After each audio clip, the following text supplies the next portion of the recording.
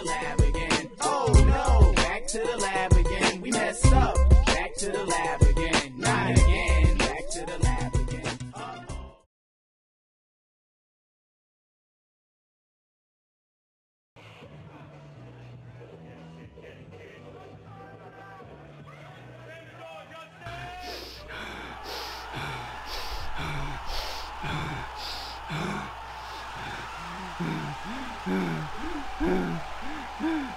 Puta que pariu. Essa porra de parry é muito bom. Third Strike é o melhor jogo do mundo. Eu vou treinar parry, vou virar o novo Diego. Yes. Yes. E agora? Ah! Vai. Não! Tá quase. Eu já consigo ver. Diego! Ah, tá quase. É agora. Não, agora. Ah, moleque! É nóis!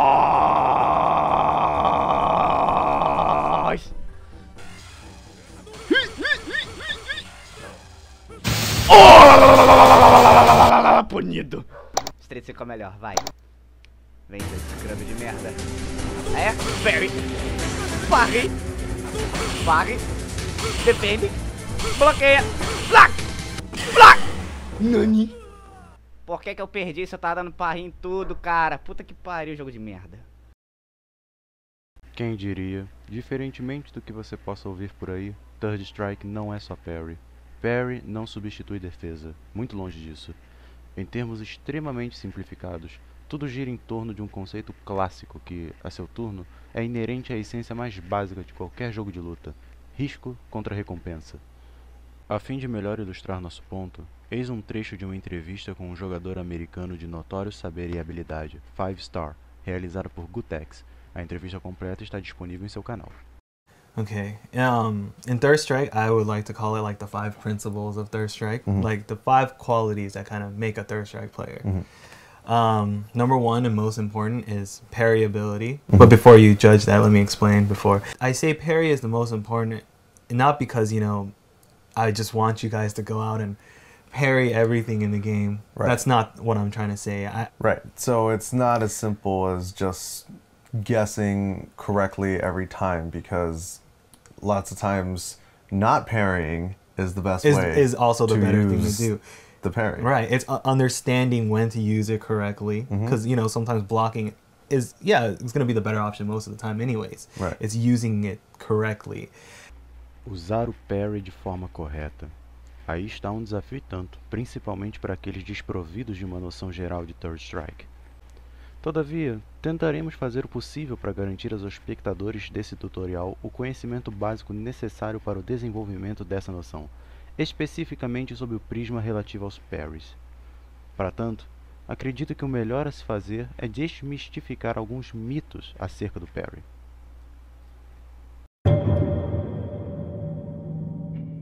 Para os fins desta demonstração, usaremos o personagem Ken como um exemplo. Digamos que, nesta situação, o jogador de Chan decidiu tentar se levantar fazendo parry alto. Ciente da opção anterior do jogador de Ken, o jogador de Chan, agora, decide se levantar com parry baixo.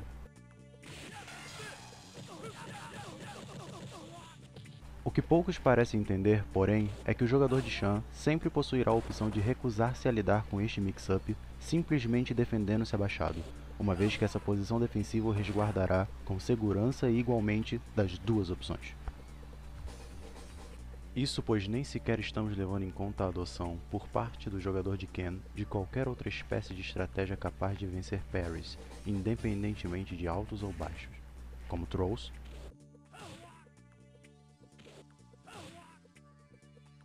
golpes com timing variado, golpes com múltiplos hits, golpes canceláveis e outras. Mas não se enganem, nem todo jogador que levanta com parry faz guess parry. A demonstração de qualquer hábito ou padrão por parte do oponente na ofensiva, por mais mínima que seja, ainda pode motivar o jogador caído a arriscar-se com uma ousada tentativa de parry. Se bem sucedida for sua leitura, ela poderá trazer-lhe lucros preferencialmente tão altos quanto os riscos que foram originalmente corridos para sua obtenção. Apenas o cálculo do risco contra a recompensa no caso concreto poderá dizer qual a melhor opção defensiva ou ofensiva ambos os jogadores poderão escolher aplicar. Não existem opções ruins. O que existe são momentos ruins para essas opções serem adotadas.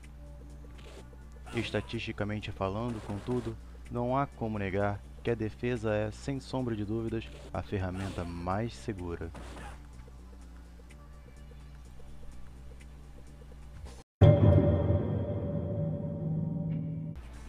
Há quem diga que anti-airs não existem em Third Strike, em razão da capacidade do jogador no ar de realizar parries aéreos, embora a defesa em si não seja mais um recurso nessa posição.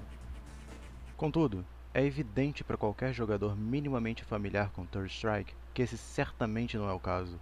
O que acontece é que em Third Strike instala-se uma peculiar situação de mix-up, provavelmente única a este jogo, que exigirá de ambos os lados cautela e planejamento. Parries no ar podem ser vencidos com tanta facilidade quanto parries no chão. Basta que um jogador conheça as ferramentas que o jogo e o seu personagem disponibilizam para ele. Vejamos apenas alguns exemplos. Anti-airs canceláveis, anti-airs com múltiplos hits,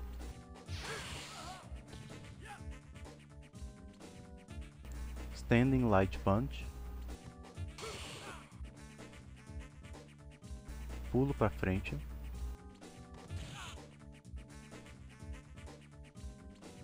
pulo para trás,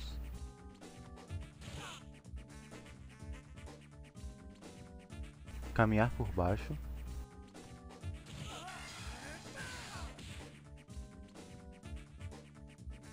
caminhar por baixo com um anti-air na direção oposta. Bom posicionamento também é muito útil. Ou ainda, simplesmente não dê nada ao seu oponente que possa levar parry no ar. Mas lembrem-se, em Third Strike tudo é possível e nada é invencível. Jogadores que estejam um passo à sua frente e estejam familiares com seu jogo irão estar sempre prontos para contornar qualquer recurso que você aplique. Por isso, imprevisibilidade é mais importante do que consistência em Third Strike. Receitas de bolo repetidas e fáceis de antecipar como pull errores não possuem vez aqui.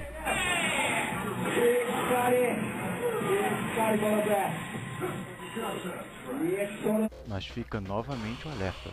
Tudo é possível, nada é invencível. うまい、うまい、うまいぞ、うまいぞ。うわ、ESB を彷彿とさせる。あはは、これは。 A terceira técnica de parry de que iremos tratar, outra tão subutilizada quanto as demais até então debatidas, gira em torno da aplicação do parry como um anti-air, resguardando o jogador no chão, na teoria, de qualquer jump-in. Mas será mesmo o caso? Pois é, uma vez mais enxergaremos como nada é assim tão simples em Third Strike. Vamos começar com a solução mais óbvia, pulos vazios.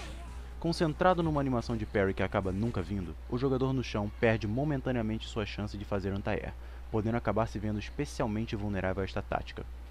Mas as coisas podem complicar um pouco se o jogador no chão se utilizar de algo como um throw após o parry de anti-air. Nestes casos específicos, o throw se torna uma ameaça, independentemente de ter ou não ter ocorrido um parry. Isso é mais comum de se ver do que parece, uma vez que o throw caracteriza-se como uma das artimanhas universais mais rápidas de todo o jogo, com apenas 2 frames de startup, razão pela qual acaba sendo instintivamente usado por diversos jogadores ao se depararem em situações de extrema curta distância. É claro que, se as duas circunstâncias anteriores ocorrerem simultaneamente, a conclusão desse confronto entre os dois jogadores será um tech throw. Eis o tipo de coisa que acontece, porém, quando um jogador deixa esse tipo de coisa se tornar um hábito. E não só isso. Há também outras variáveis ainda mais específicas que precisam serem levadas em consideração, como o jump-in do oponente realizar múltiplos hits, o oponente ser capaz de subitamente alterar, por qualquer razão, a trajetória ou velocidade do jump-in, e ainda algumas outras mais extravagantes. Uma forma que todo o elenco do jogo possui, especialmente efetiva e comum, de se vencer o parry usado como anti-air, gira em torno de jump-ins antecipados ou atrasados, cuja finalidade é evitar um timing específico para a execução do parry por parte do jogador no chão. Eis um exemplo de um early jump-in, ou seja, um jump-in feito de forma antecipada. Agora um exemplo de um late jump-in, em outras palavras, um jump-in poucos segundos antes do jogador no ar aterrissar. Esses dois jeitos distintos de se atacar pelo ar carregam consigo um conjunto próprio de vantagens e desvantagens cada uma. Domine-os, sem esquecer-se também dos outros exemplos dados, para que você possa desmotivar oponentes que abusam de parries como anti-air, punindo-os.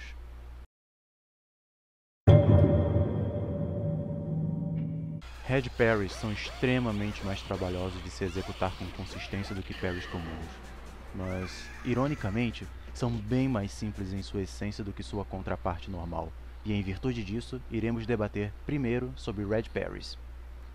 Em primeiro lugar, para nossos espectadores, fica o seguinte questionamento. Sob um ponto de vista prático, qual a diferença entre isso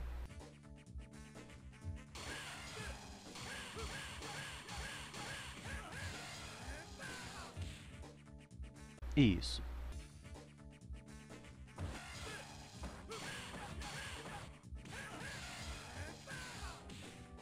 A resposta é nenhuma. Fazer parry em tudo, ou correr o risco de suicidar-se com head parry sem propósito, não vai aumentar o dano do seu combo, nem vai recuperar sua barra de vida. O dano causado pelo jogador de Shan nessa situação é o mesmo que ele causaria se tivesse simplesmente defendido o super. A diferença é que ele não arriscaria perder sua oportunidade de punição criando obstáculos para si mesmo. Então, como um jogador bom utilizará Red Parries? Com a finalidade de examinarmos este tópico, dividirei a mecânica do Red Parry em dois gêneros que, apesar de distintos, podem se acumular em muitas situações. O primeiro é o Red Parry aprimorador. Esse é o tipo de Red Parry executado, apesar dos riscos altos, para fins de se encaixar punições ainda mais severas do que o normal. Como exemplo, voltemos à situação em que um jogador de Shan defende o super de um jogador de Ken. De fato, o jogador de Shan pode defender o super inteiro e aplicar sua melhor punição com garantia e segurança, mas nada também o impede de arriscar um Red Parry tremendamente ousado apenas para possibilitar a aplicação de um combo diferente, ainda mais danoso, que ele não poderia ter aplicado sem o Red Parry. Esse tipo de Red Parry é comum de se ver, principalmente por parte de jogadores que, por qualquer razão, não podem se contentar com uma determinada punição, necessitando de um complemento para, definitivamente, virarem o jogo. Escolher entre a punição básica garantida e a punição avançada incerta vão depender do jogador, de sua habilidade e, acima de tudo, de sua calma e autoconfiança. E, sinceramente, este dilema não é nada diferente daquele com que se depara um jogador de Ultra Street Fighter 4 ao ter que decidir-se entre a execução de um combo básico ou de um combo tão avançado quanto forte, mas com margem para inesperadas falhas na execução que podem até mesmo custar a partida. Oh, you missed your link. I mean, yeah, okay, that's good and all, but what do you got now? What do you got now? 50%. He's got some good mix-ups. Chasing that. Wow! Pull him out of the air with the uppercut. Oh! What? Oh my God! O segundo Red Parry é o Red Parry complementar. É o tipo de Red Parry que vocês não necessariamente precisam fazer, mas que é uma possibilidade em decorrência dos riscos baixos inerentes à tentativa. Vamos dizer que um jogador de Ken efetue seu Backward Medium Kick, um golpe que não oferece absolutamente risco algum contra um adversário de pé. Claro, defender é uma opção, mas analisemos o risco contra a recompensa. Nesse caso, caso o jogador na defensiva opte por realizar um Red Parry, se ele falhar, o prejuízo que ele irá tomar é extremamente baixo, principalmente em comparação ao dano massivo que ele poderá encaixar caso seja bem sucedido. Como quase tudo em Third Strike, as possibilidades que a mecânica do Red Parry abre para o jogador na defensiva são amplamente numerosas, razão pela qual, naturalmente, não podemos listar todas as situações possíveis. Caberá ao jogador praticar e explorar sozinho o que aproveitar e o que evitar. O importante é que o jogador entenda a lógica básica que apresentamos, de forma a motivar seu raciocínio e seu julgamento na hora de tentar ou não tentar um Red Parry.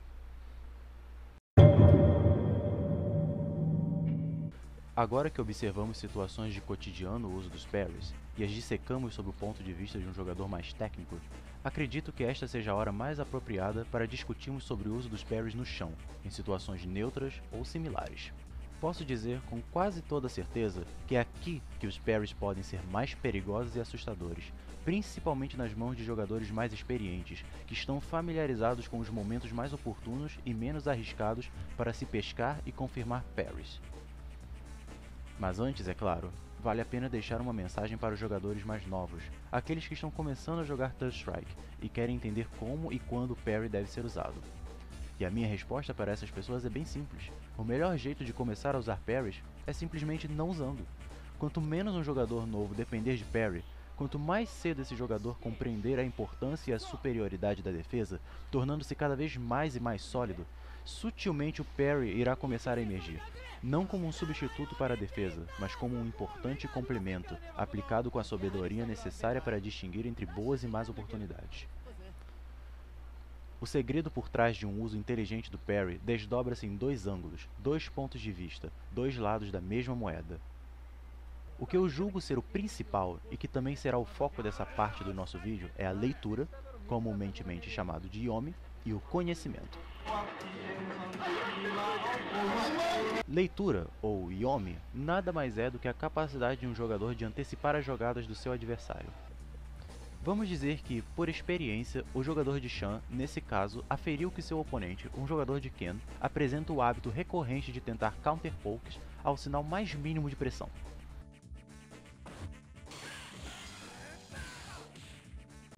Essa abordagem possui seus méritos, já que, na teoria, os riscos corridos pelo jogador de Shan, caso sua leitura prove-se equivocada, são praticamente nulos.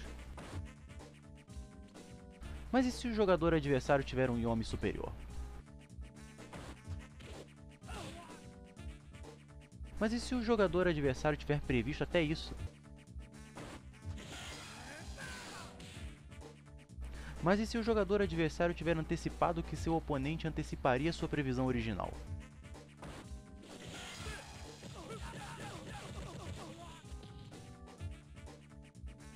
É por essas e outras que críticas infundadas por parte daqueles que alegam que os parries anulam o jogo de chão típico da franquia não passam de bobagem. Posicionamento e controle de espaço são tão sensíveis em Third Strike quanto em qualquer outro jogo da série, até muito mais, ouso dizer. Mas estamos nos desviando um pouco do assunto. Falemos agora sobre conhecimento. O conhecimento pode ser caracterizado como a existência de uma noção clara por parte de um dos jogadores de como funciona cada aspecto de todo o repertório de recursos principais disponível numa determinada circunstância de jogo, e isso gira em torno principalmente do que chamamos de Matchup Knowledge. Visualizemos um novo exemplo. Desta vez, após defender um Jumping Medium Kick do jogador de Ken, o jogador de Shan, ciente das tendências até então demonstradas por seu rival, decide arriscar-se prevendo o desferimento de um golpe em pé. Se você ficou atento a tudo que foi dito até agora neste tutorial, sabe como essa história pode acabar em desgraça.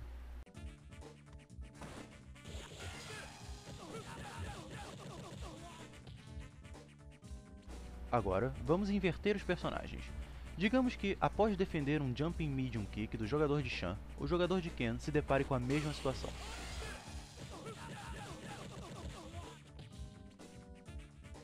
Um jogador que faz parry por fazer, o tipo de pessoa que acha que basta jogar uma moeda para o alto e adivinhar se vai cair cara ou coroa, poderá crer que as duas situações são análogas.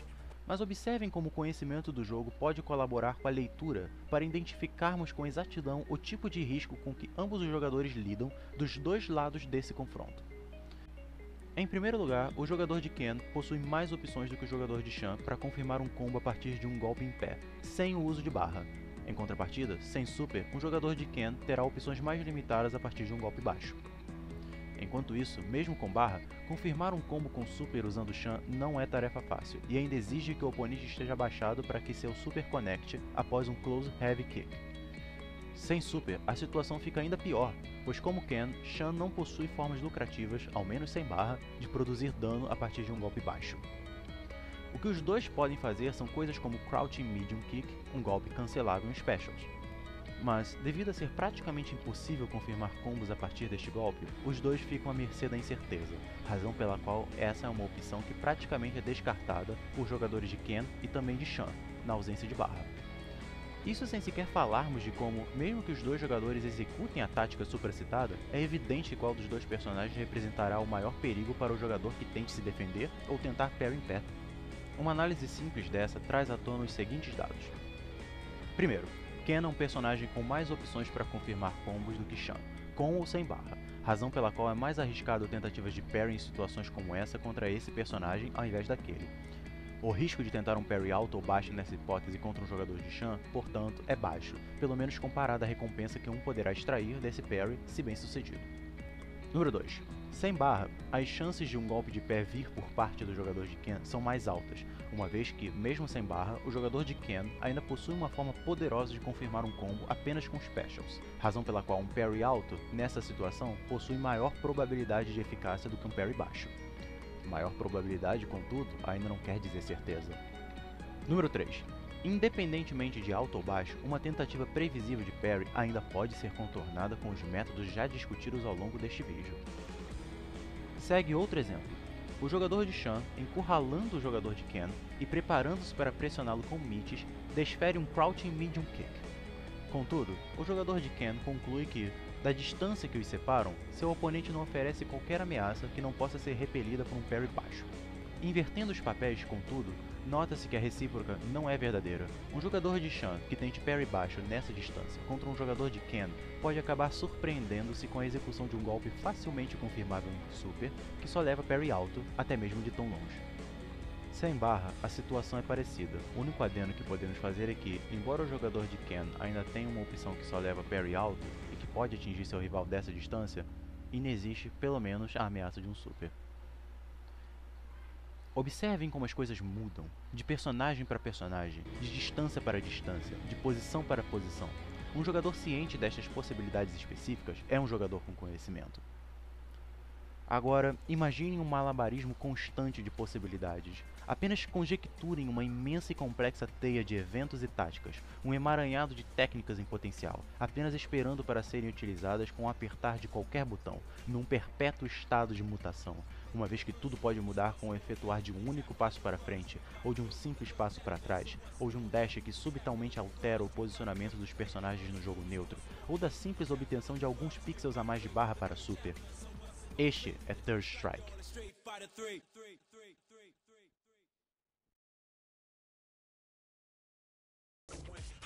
Bom, e acho que vamos encerrar por aqui. Espero que tenham gostado do vídeo. Qualquer dúvida deixe nos comentários e fiquem no aguardo para mais vídeos de tutoriais que estarão saindo totalmente em português para que possamos atingir o público brasileiro que desejamos tanto que se empenhe e melhore neste jogo. GG e até a próxima.